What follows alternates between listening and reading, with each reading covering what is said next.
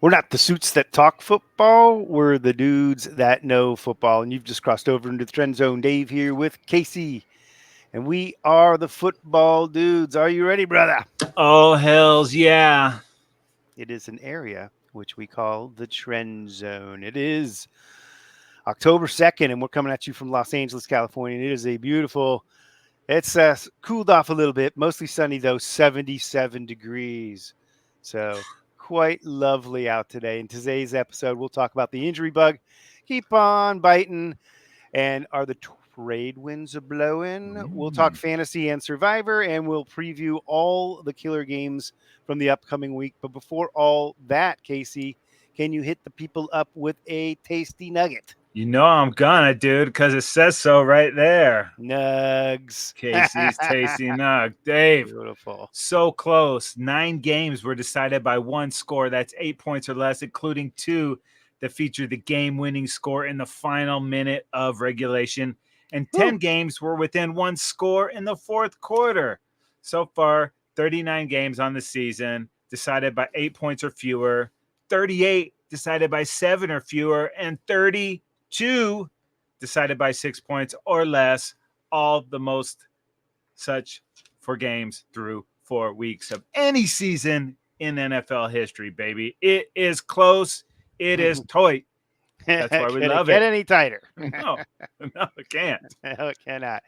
It seems like that's the way it is every year, and yet it continues to just clamp down. It's It's the best, unbelievably dude. competitive. It's the best. All right, folks. Trend Zone is now available on subscription, Spotify, Apple Podcasts, Google Podcasts, wherever you get your podcasts. Let's roll it on into the top trending story, Casey. Um, this news just broke recently. There is a disgruntled Raider. React. I think disgruntled by nature if you are a Raider. But no, you're talking about Devontae Adams. He went ahead and requested a trade. I think obviously some stuff brewing behind the scenes, but when Antonio Pierce liked a tweet that said Devontae might have played his last game as a Raider, I think that is the straw that broke Tay's back there. So Yeah. we're not sure what the compensation might be. They're talking a second round pick and something else. Mm-hmm. Lots of speculation that this guy could end up on the Chiefs, which I don't see happening. I don't know how the Raiders could do that. Oh, you've been dominating for a decade. Let's go ahead and give you one of the best receivers in the game.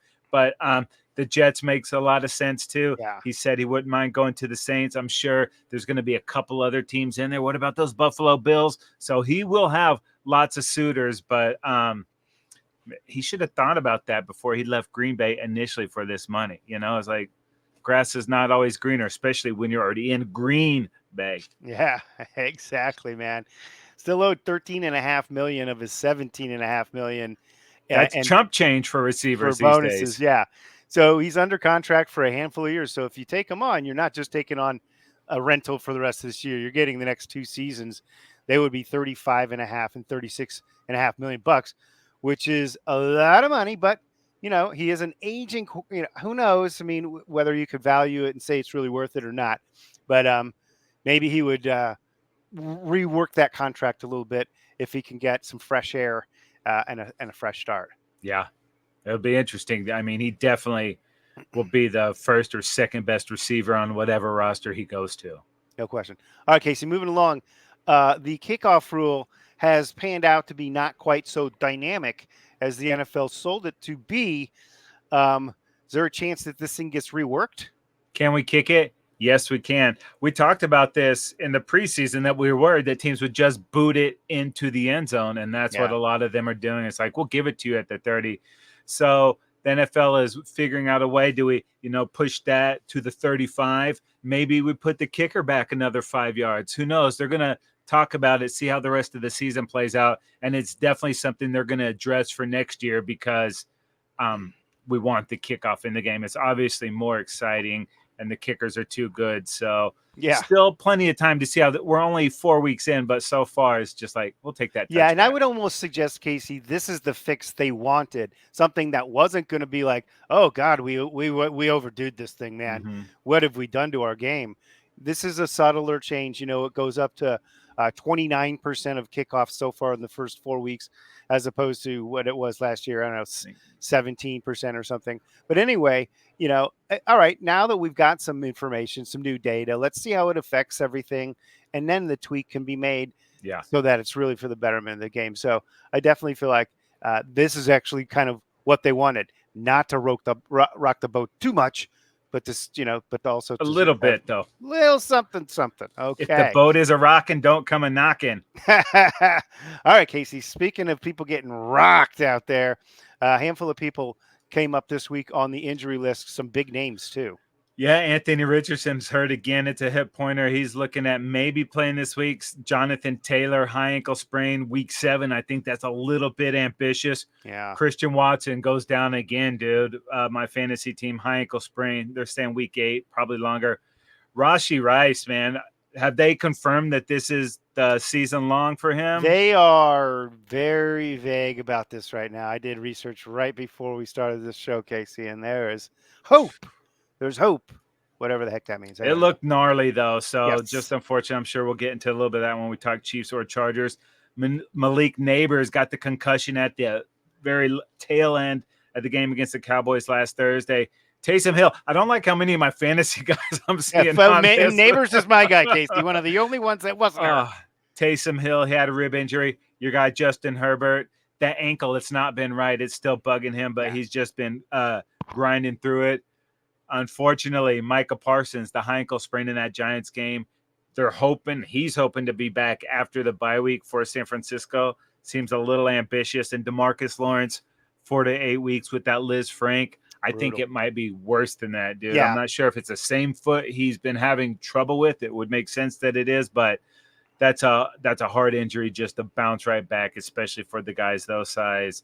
And then Panthers confirmed Shaq Thompson, torn Achilles, done for the year. Yeah, that was a real bummer back there at the end there for Shaq Thompson. And then real quick, I was going to say Puka Nacua, the PCL sprain, we're not sure when we'll see him back. And Christian McCaffrey, we keep hearing more and more about this. It's sounding like, I don't know, they're being very hush-hush on the Niners, but stuff is leaking out, and it doesn't sound promising. Well, when you fly to Germany for regenerative medicine treatments, that certainly gets everybody's attention. Yeah. Wow. They certainly were coy about this before our fantasy draft. They did it just to spite you, bro. First time I've had the first overall pick in 30 years. The guy hasn't played a snap for me. Brutal. Okay. Hey, speaking of fantasy, Casey, perfect time to segue into Total Fantasy Domination. Who's the quarterback? Oh, we're feeling the love, baby. Jordan Love on Los Burros Locos. He's back from his injury. 389 pass yards, 4 pass tutties, 3 interceptions. He'll clean all that stuff up. Was this close to beating those Vikings after getting down, I think, 28-0. Crazy. Yeah. It was a nice rally there to come up a little short, unfortunately. How about Derrick Henry, the running back for the Green Bud Packers, as well as the Baltimore Ravens, 199 yards in a rush TD, 10 reception yards and a receiving TD. Derrick Henry's pretty good at football, Casey. Yeah, too bad the Cowboys couldn't find his number in the offseason, dude. Yeah, come on. Even if we couldn't afford him, you make Derrick Henry tell you that. You know what I mean? Oh, we didn't call him because we couldn't pay him. No, let's call him and make him say, sorry, Jera, that's not enough money. And Jerry's always wheeling and dealing. We could have used more wheeling and dealing in that situation. But, Dave, I'm digressing just a little bit. Why don't I show some love to Nico Collins? He had 151 receiving yards and a touchdown last week in the big win. Yeah, and how about Taysom Hill? Got a little banged up, as we mentioned, but for your Foul Boys there, 24 rush yards and 2 rushing TDs for Taysom Hill at the tight end position. So 24 yards rushing for a tight end. Yeah. It's good to be Taysom Hill. It is. It is. He's a unique individual. Yes. All right. Fantasy go backs of the week, Casey. That's where we go back in time and we say, what if ... Could we have somehow done something differently as fantasy owners, coaches, whatever you want to call it, and somehow mustered up a better score? Yeah, Dave, I was a little bit bummed when I went ahead and played Brandon Cooks over Christian Kirk, who hadn't done anything this season so far. So Christian Kirk with the 12, Brandon Cooks with the 1. I thought I was cooked unless I got 47 points on Monday night between Kenneth Walker III and Amon-Ra St. Brown. And what happened? I got those points, Dave, to beat the Donkey Shawns 117.88 to 116.94. Less than a point. Woo. How Well, about you? I have regrets, Casey. So many of them. No regrets, Dave. I don't have time in this segment to address them all. I was going against the Cookie Monsters, using Aaron Rodgers against the Cookie Monsters, who's a Jets fan. Strategy was good, just not good enough. Rodgers didn't have a great game, and ultimately, I ended up having Devon A-Chain just get me a 2.9, where I could have played Zach Moss, who got a 13.8. That plus nearly 11 points would have gotten me the W. Unfortunately, that's how the cookie crumbles, and that's how my team crumbled to the Cookie Monsters. Brutal. Justin Fields would have done you a solid, too. Yeah, he was the guy that's my next guy. It's either Rodgers or Fields. Rodgers. Rodgers. I know what I'm going to do here. Jeez. All right, moving along to the Survivor's 3 strikes pool, Casey. Most of these things got wrapped up already, but if there are still people out there making picks, golly, you guys must know a lot about football. Casey, what about last week's most popular correct pick? Hey, I hate when I have to jump on the bandwagon, but this was a no-brainer. It was the 49ers over the Patriots. Myself, along with over 28% of the country, live to fight one more week. Yeah, I was on that boat with you there, Casey, and it was pretty good with my single strike remaining to at least make it through a weekend. Last week's most popular incorrect pick, the Jets over the Broncos. That was nearly 20% of people that went down with that particular ship right there. What about next week, Casey, taking a peek ahead? Yeah, we have the Seahawks over the Giants, the Niners, if you didn't use them last week, over the Cardinals, the Commandos over the Browns, and the Vikings over the Jets from across the pond, mate. Oh, that's a good one. Yeah, the morning game. All right. Oh, that's a lot. Those are a lot of decent selections there for this week if you're still around, folks. All right. Speaking of this weekend, game time, Casey. It is NFL Week 5. Let's get this thing going, baby. Wait, what did you say? Week 5, sir, in the NFL. Week 5? Yes, sir. Count them out. It's slipping away. It is slipping away, Casey. Officially, we know it's slipping away when they bring in the buys and they get us going with the buys here. And this week, there are 4 teams on bye, so only 14 games on the schedule. It is the Lions, Chargers, Eagles, and Titans all on a bye this weekend. So that brings us to Thursday night football, Casey. Yeah, sexy little NFC South battle. It's the Tampa Bay Buccaneers at the Hotlanta Falcons, and the Falcons are 1.5 favorites at home. Yeah, and you know what? That's a little interesting because of the way this Bucs team has been playing and the way Baker has been, baking and shaking out there. Bucs brought their 3-1 record, their record to 3-1 last week, and that's good for first place in the NFC South. It was an impressive win at home over the Eagles last week, and Baker threw for 347 and 2 touchdowns. Rashad White, Bucky Irving, a nice combination there. Each had 49 yards on 10 carries, right? Irving scoring a touchdown in the game, and now they face a tough divisional opponent here on the road. The winner, of course, in this one will be in first place. Certainly, if the Bucs can pull it off, they'll really be separating themselves. Yeah, dude. And these Falcons, man, they played some grimy football last week. Were able to squeak it out against the Saints and just did enough. Kirk Cousins looked pretty good, starting to get that run game really going with Bijan there. And Mooney has been a nice second receiver there to Drake London. So Darnell Mooney floating around on a lot of waiver wires still out there. So you might want to look at this guy if you need to pick another receiver up for week 5. But these Thursday night games are always weird. I don't know if they're going to be heavy run or heavy pass, but should be some fireworks in this one either way. Yeah. All right, let's move it on to Sunday morning. The early action here. It's the international game. It's at Tottenham Hotspur Stadium, Casey. You know it, you love it.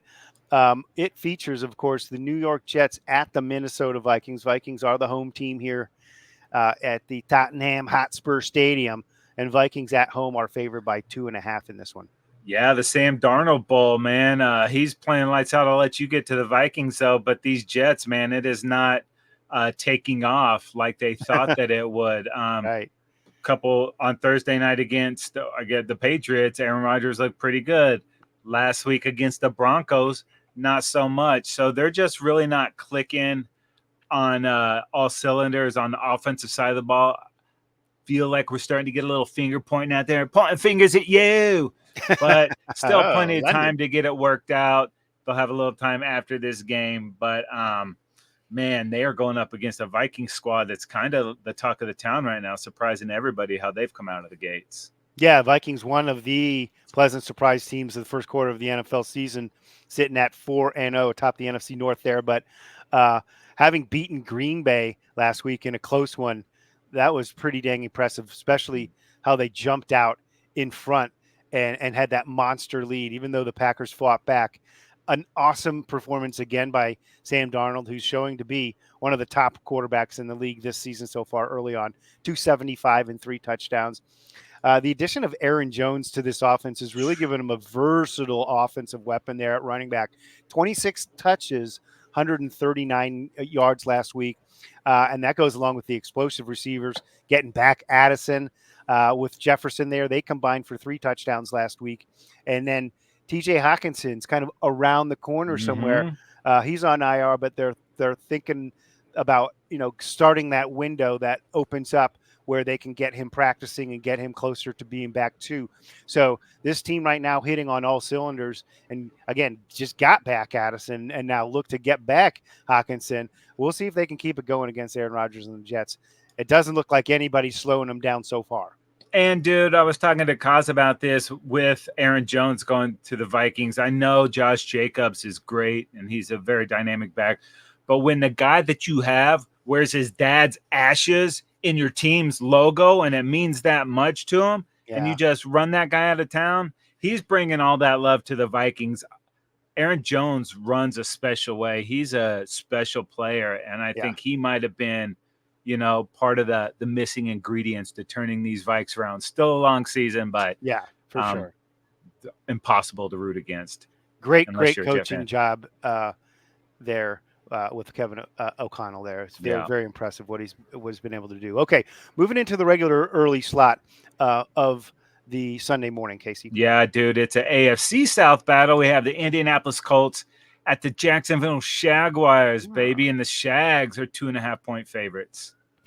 Yeah, let's start with the Colts. They raised their record to 2-2 last week, winning a close game against the Steelers.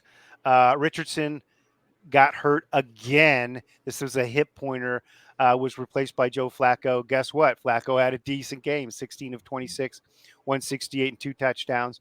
Jonathan Taylor had a nice game, 108 yards rushing and receiving, and a touchdown there as well. Richardson hopes to get back. They say he's practicing late today a little bit, hoping to come back this week. Obviously, the way Flacco played, he wants to get back as quickly as possible. But unfortunately, we mentioned earlier, Taylor also diagnosed with that high ankle sprain, so he's not going to be going for a couple weeks. Jags on the other side, one of the biggest disappointments in the entire league by far. 0-4, dropping a close game. They played well last week, and you're talking about a desperate team. They're hard to get, they're not that bad, but they are at 0-4. The shine is definitely off the golden boy, Trevor Lawrence, and the genius of Doug Peterson is now officially in question as well. This is truly a must win for the Jags if they want to salvage this season. Yeah, big time, dude. You said it. That's the most disappointing team in the league right now. Yep. And if they don't improve Peterson, I might be on vacation before February rolls around. Sheesh. Alrighty, up next, it is the Cleveland Browns at the Washington Commanders. Commanders at home are favored by 3. Party over here, y'all. Cleveland, disappointing, man. And I don't think anybody's too sad about it. They lose in Las Vegas to the Raiders, played a pretty decent game. I guess good news on the horizon. It looks like Nick Chubb might be back sooner than later. So that would add a huge addition to that offense over there. But then you flip it over and you talk about these stupid Commandos. They absolutely dominated the Cardinals last week. And so far, Wow. Jaden Daniels finds this NFL thing to be pretty easy, dude. On the season, over 82 completion percentage, surpassed, you might have heard of this guy, Tom Brady, That's for pretty the good. highest by a player in the team's first 4 games in NFL history. He's making good decisions in the pass game. He's getting Scary Terry involved. They got a nice little run game there. And so far, the defense hasn't had to do too much, but they're getting it done. My concern with Daniels is he's got to work on the end of his runs. He is a little too lackadaisical on the end of that. So far, you he's can't gotten take out hits in the unscathed. NFL. It's close, man. So he's better.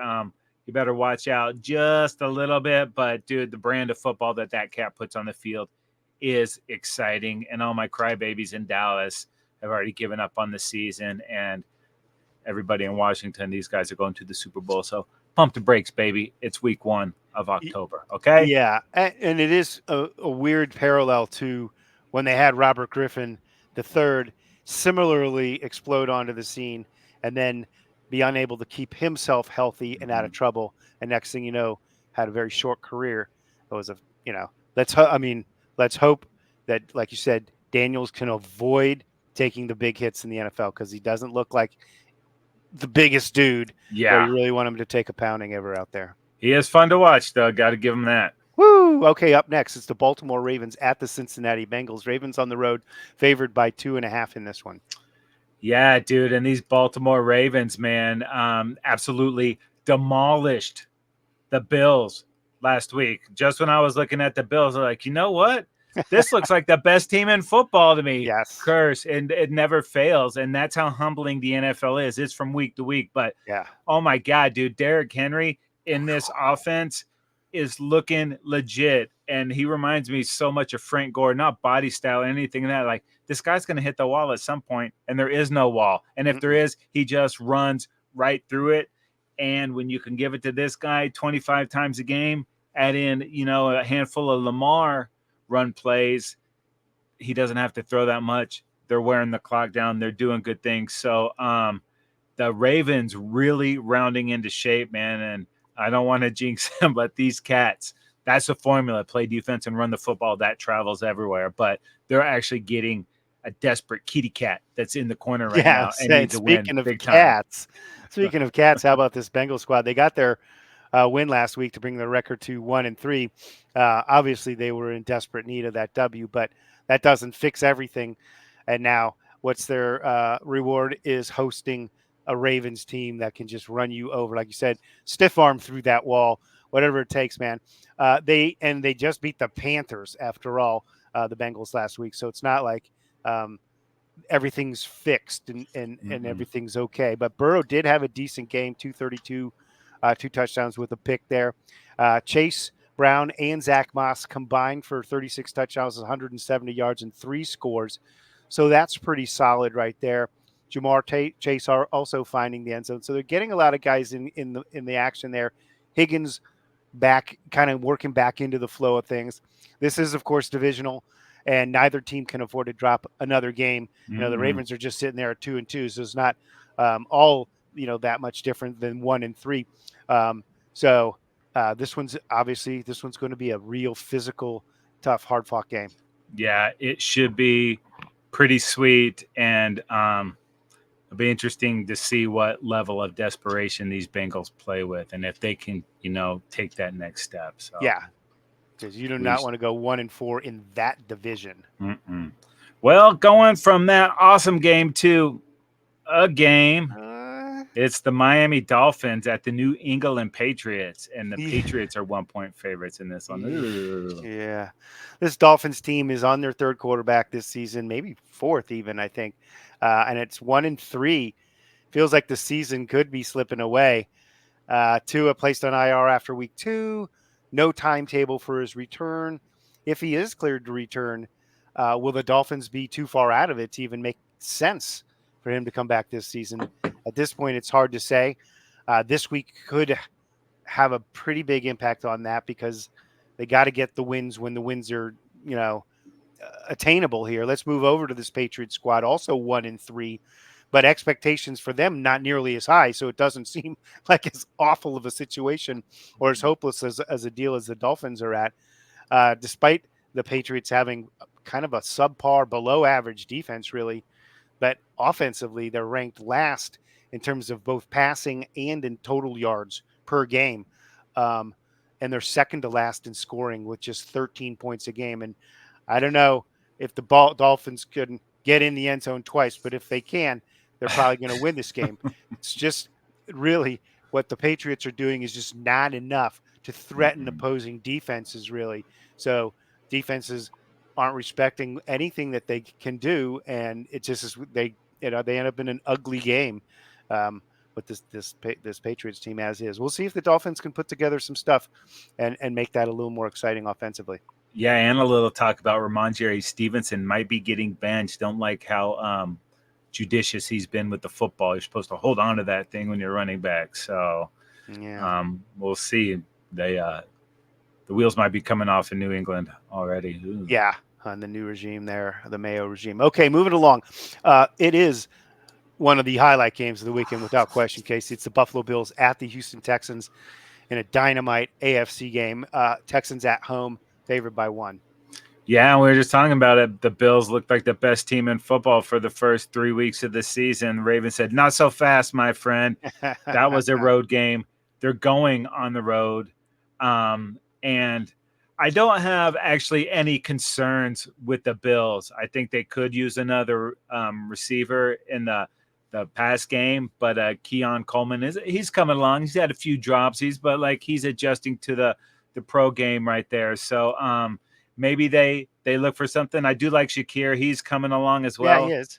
And Matt Collins, he's a serviceable 3, but man, if they could get another threat, I mean, we are trying to replace Diggs on this squad, and it just hasn't happened yet. I do like the 2 tight ends with Knox and Kincaid there. And James Cook is obviously asserting himself as, an elite back, but it just was not firing last week, and they could not stop the run. Texans really hoping they can get a healthy Joe Mixon back, because I'm sure he's licking his chops after he saw what Derrick Henry did to that defense last week. Yeah, we'll get to the Mixon thing in just a sec. Texans get their record to 3-1, beating the winless Jags last week in a close game. The Texans needed a last-second score to take the lead in that game and get that win. But, like I said, when you're facing a team that's desperate, you really are getting their best effort. C.J. Stroud, yet another great day, 345 and 2 touchdowns, hitting mostly his favorite target, Nico Collins, who had a heck of a game, 12 receptions, 151 and a touchdown. We mentioned in the fantasy domination section. But speaking of getting healthier, it's hopeful that they'll be able to get Tank Dell back this week.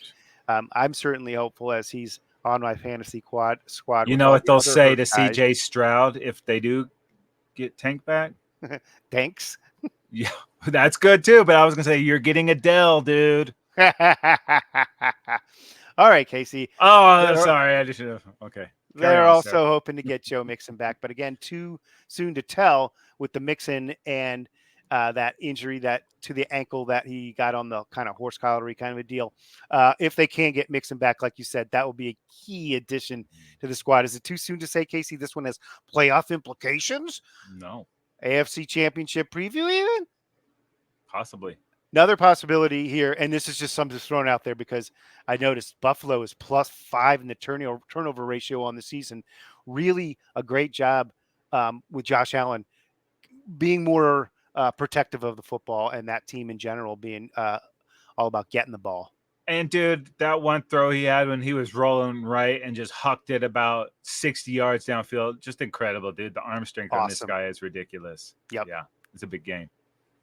All right, up next, it is the Carolina Panthers at the Chicago Bears. Bears at home, favored by 3.5. Handle this one, Case. Yeah, the Panthers got it close against the Bengals last week in the Andy Dalton Bowl. Well, guess what? This is also an Andy Dalton Bowl. He spent a little time on the Chicago Bears too. Obviously, they are playing much better with the Red Rocket than they were with Bryce Young. So Yeah. that's fine. Let him sit. Let Andy Dalton see what he can do here, because also once you get that trade deadline in another few weeks, you might be dealing some of these pieces on the Panthers to stock some draft picks. But it's too early to decide that yet. But at least Dalton's got them going in the right direction. And don't look now, dude, but these Bears have won 2 games at home so far. And Caleb Williams is the first rookie quarterback selected number 1 overall to win each of his first 2 career home games in the modern era. Now, granted, that was Will Levis giving them a few points a couple weeks ago when the Bears couldn't score. And Very then that generous. defense is doing a lot of work for these Bears. But each week he is showing improvements. You have to figure out what you can and can't do at the NFL level. Making bad decisions, you always pay the price in the NFL. So if you can start removing those and just take the play that's there, that will go a long way. You don't want to stifle what it is that he does, but got to learn the game and plan accordingly. Yeah, and that offensive line hasn't really helped him all that much. And the fact that Keenan Allen hasn't been in there. I think they're hoping to get Keenan back in the action, and he is a real nice weapon for a young quarterback just because he's always open. All right, Dave, I'm Yeah. going to let you talk about this next game all by yourself because it's 2 of your very favorite teams. We got the initial... Go ahead. Go ahead. No, go ahead. The Las Vegas Raiders at the Denver Broncos, and shockingly, the Broncos are only 3-point favorites in this game. All right. My initial studies revealed the Raiders suck, and then also the Broncos suck, and then I was done and ready to move to the next game. But after further consideration, I've found some nice gems here for both teams, at least some ways to talk about them that make them think that they got a chance in this game. And somebody Bronco and Raider fan listen to this show too, Dave. You got to be a pro. Raider fan, I'm here for you. Raiders got a win over the Browns last week to bring their record to 2-2. It was actually a pretty impressive win. The Raiders defense has been pretty strong this year. And even when Max Crosby isn't out there, obviously huge loss there. But Raiders relied on the tandem of running backs of Madison and Zamir White, combined for 110 yards on 22 carries. And Minshew had a modest passing day, but they did what they needed to do to get the W against that Browns team. But you know what? The Broncos also eked out a victory last week over the Jets. They get to 2-2. Bo Nix throwing for just 60 yards. Oh, I thought you were going to say Bo Nix throws picks. He had done that before, and he had thrown a ton of passes. This time they didn't. They kind of reeled them in there, and they got their ground game going. It was a nice performance from Javonte Williams and Jaleel McLaughlin, combined 25 carries for 123 yards. So it was a grinded out day. These two teams really do look evenly matched to me, both strong defenses, okay offenses, inconsistent offenses. It might not be action packed, but it's probably going to be a close game. So if you like AFC West football, this one's for you. Yeah, it's going to be a little grimy. It is. Grimy. And I think the Broncos are wearing those throwbacks. So some people that will nauseate and others it will make stoked. So choose a side, people. I know how I'm going to feel. All right, moving it on to the Arizona Cardinals at the San Francisco 49ers. You're going to handle this one.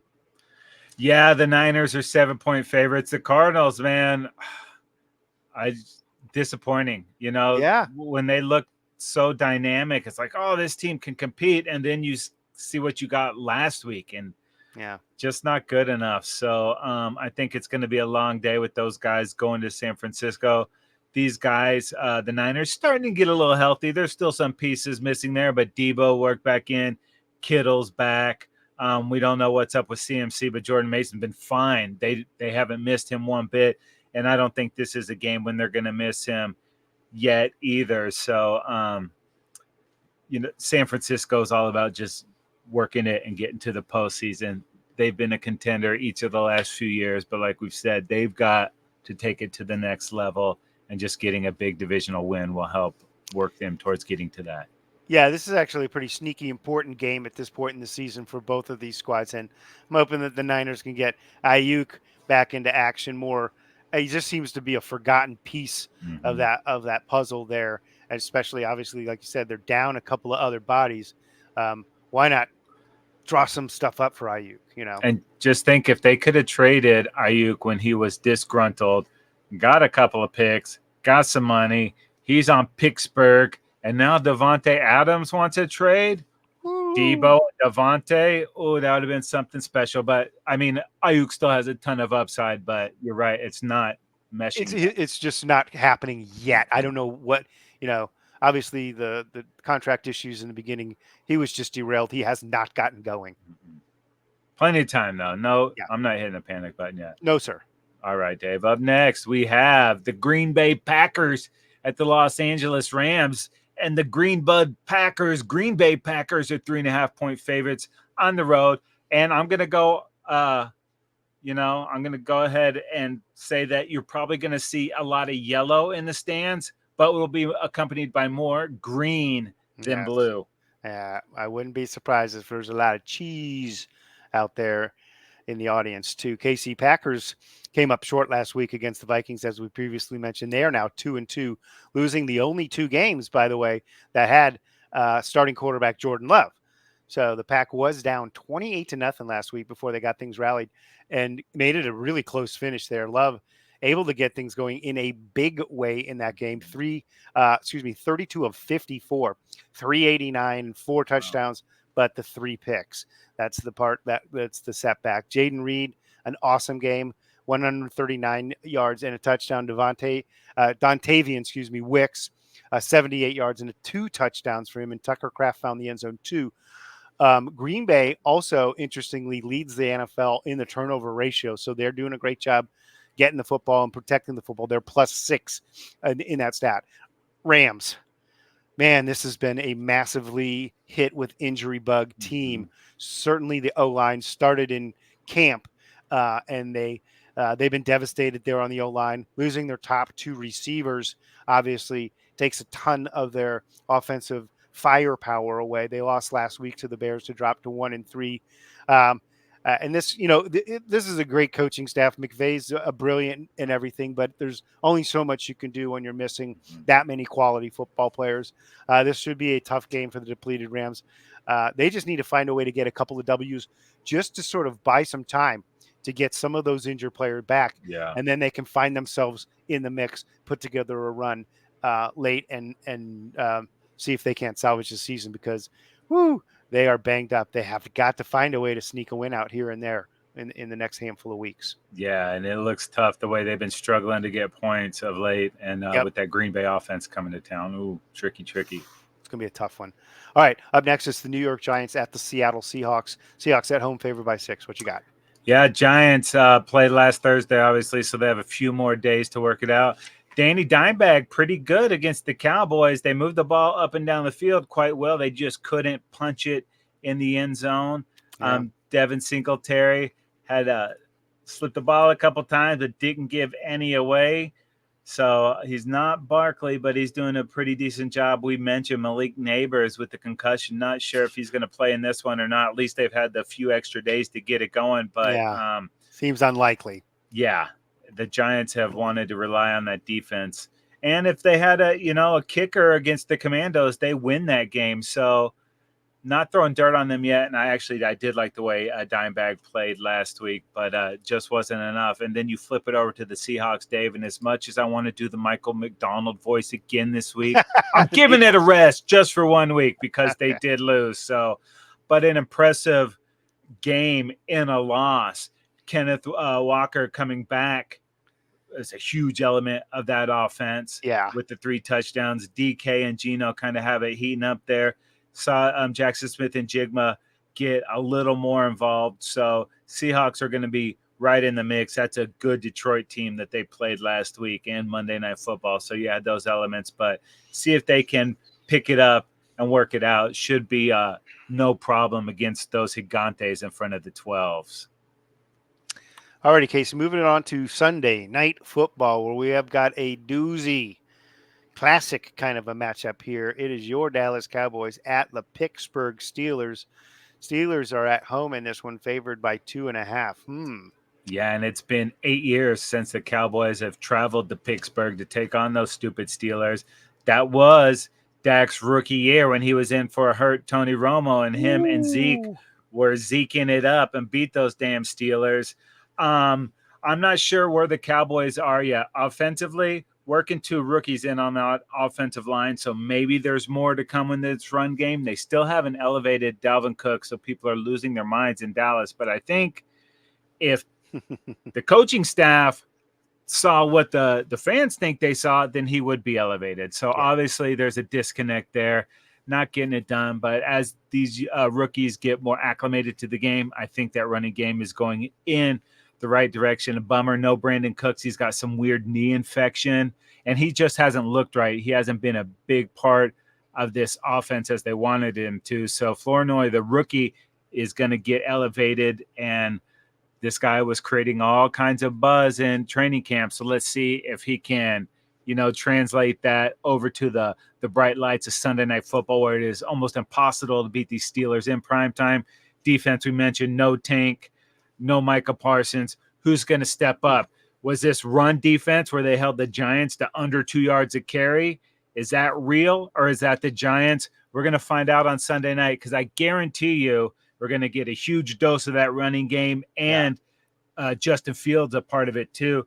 It's a tricky predicament. So you're also going to hear a lot of Taco Charlton over TJ Watt draft leading up to this game, but I'm more concerned about what's happening now. Can the Cowboys stop the run, and can this offense do enough in this game? Tough questions.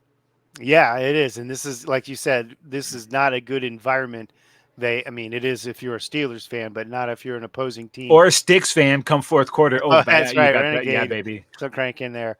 Steelers lost their first game last week to the Colts to drop to 1-3. A surprise loss there. Indy jumped on the Steelers. They got that 17-0 lead, and they were able to hold off the Steelers' late surge there.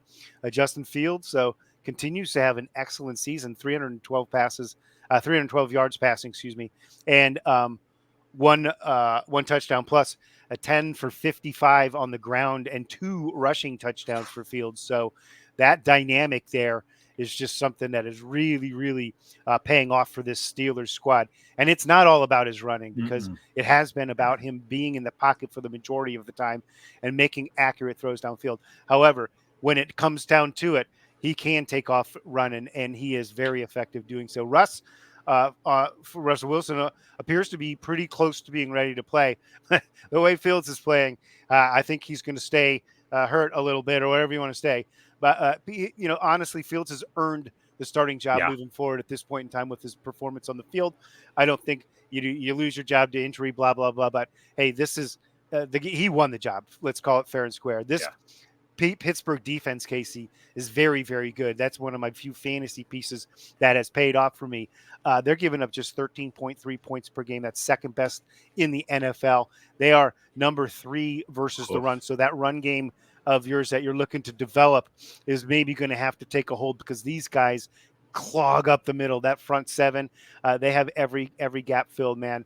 On the other side, like you said, that running tandem of Najee Harris and Jaylen Warren, they can pound at you. So that Cowboys defense has been susceptible to being run on, with that, the combination of those 2 tailbacks and Fields running the football, look out for that. And then let's not forget George Pickens, because if you get lazy on that, he's going to beat you big over the top. And I want to just throw a little love at this guy. Mozzie Smith had his best game as a pro last week against these Giants. Year 1, they made him lose weight. We got him to be a big, fat run stuffer, and they made him lose weight. This year, he's put that weight back on, and I'm hoping he's finally put it all together. Need to see more than one game, but I like what I finally saw out of him. If he plays the way he did last week, that's going to go a long way into trying to contain that run at least just a little bit. Big time. You can be a big force in there. All right, Casey, let's move it over to Monday Night Football, and I know you're going to agree with me that just one Monday Night Football is just not enough. I want them overlapping 2, 3, maybe 4 Monday Night Footballs, so my head is on a swivel at all times. Dude, So hold on, let me put up the graphic real quick, and then you can intro the game. So last week, while I'm watching one game, they're showing me the other one on the screen, and it's ahead of my game, so it is ruining the game for me. It's ahead of my game. Yeah, So stop doing the dumb. split screen. Hate it. Stop doing the split screen. And Ugh. you know what? Make the games start 3 hours apart, for crying out Yeah. loud. Just Okay? terrible. It's not Yeah. that big of a deal. Just no overlaps. It doesn't work. Ugh. All right, here we are. Whew. And that's the end of that rant. Okay, up next, it is the New Orleans Saints at the Kansas City Chiefs. This one should be exciting. Chiefs at home, favored by 5. Yeah, dude. And if this one was in New Orleans, I would be all over these Saints. But they lost a heartbreaker to the Falcons last week, 24-26. They came back to get the lead late, and they lost on the last second field goal. But Alvin Kamara, dude, being in the mix, he missed the first 6 games last year. No wonder they were struggling. I think he's close to the top in the league in rush yards, but he's such a dynamic player. Yeah. They're going to need him to get loose in this game. We mentioned Taysom Hill. He's probably out of this one, and that's a bummer because he's been doing a little bit of everything. But Carr and Olave are really starting to get that mix going. This could be another potential home for Devontae Adams. They need a second wide receiver over there. Shaheed has been playing nice, but Devontae Adams in this, and then you can kind of change what you're asking Shaheed to do and make him more of an all-over-the-place guy in the slot, do some of the jet sweeps and things with him. So this is a very talented squad.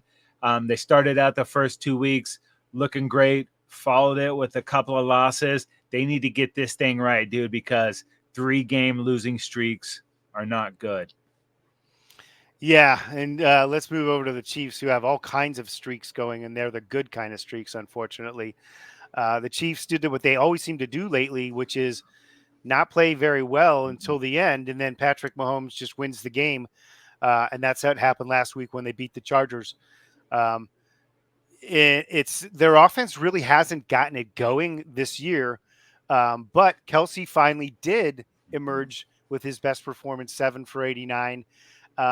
And rookie Xavier Worthy, the speedster, the fastest guy ever at the combine, had a 54-yard touchdown, just burned by the coverage. And I think maybe the plan going in was to kind of take it easy on Kelsey as they got going, because they had some of these young guys. They had Rashee Rice, but now that he's gone, it might be time to put the pedal down for Kelsey's involvement in this offense. Yeah, and you just mentioned Rice. That's the big news from last week's game, is he was injured on a pass that was an interception, the overthrow by Mahomes.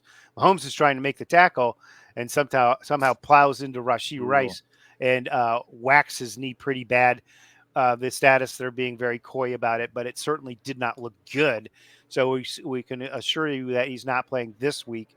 Additionally, running back Isaiah Pacheco not playing. Good news for them, though, as he's out. They found Kareem Hunt off the scrap heap, and his first outing with the Chiefs was pretty solid, 14 carries and 69 yards, so almost a 5-yard carry per average there. The Chiefs' defense, though, does continue to be consistently good, and that's what's allowed that offense to sort of struggle, but they're still within striking distance, and they're able to just turn on the Mahomes late there and score a couple of touchdowns late. This Chiefs team, again, they haven't even remotely scratched the surface of what the offense is capable of doing with all the talent they have, but the defense, like I said, very, very strong outing with great cover guys and Chris Jones in the middle there. Oof. And you mentioned that Mahomes interception, dude. We've seen 1 or 2 of those every week so far in this season. It's okay right now because we're in September, moving into October, and he knows when it's time to make the money. But start doing these bad habits, forcing some stuff. It's not good. Not good. Well, let's see if the Saints can take advantage of some of those opportunities, and maybe they can pile up enough points that they can get out in front where Mahomes won't be able to make that comeback. Easier said than done, my friend. All right, week 5 coming up in the NFL. Hope you guys enjoy it. That is going to do it for the Football Dudes. So many ways to check out the Football Dudes. Trend Zone, available for subscription, Spotify, Apple Podcasts, Google Podcasts, wherever you get your podcasts. Yeah, go ahead and subscribe to our YouTube channel. That's the Football Dudes. Look for us on the YouTube. Like and subscribe, comment, get some commentary going. We love to talk to you guys. Also, like us on Instagram and Facebook. Follow us on X. Well, X. Let me go ahead and get a 4, and people think it's a prawn site. That's Football Dudes LA, and go ahead and tag us across all social media platforms. Or just go to footballdudes.com. It's all there for you. That is going to do it for this episode of the Trend Zone. We're not the suits that talk football. We're the dudes that know football. For Casey, I am Dave. We are out of here.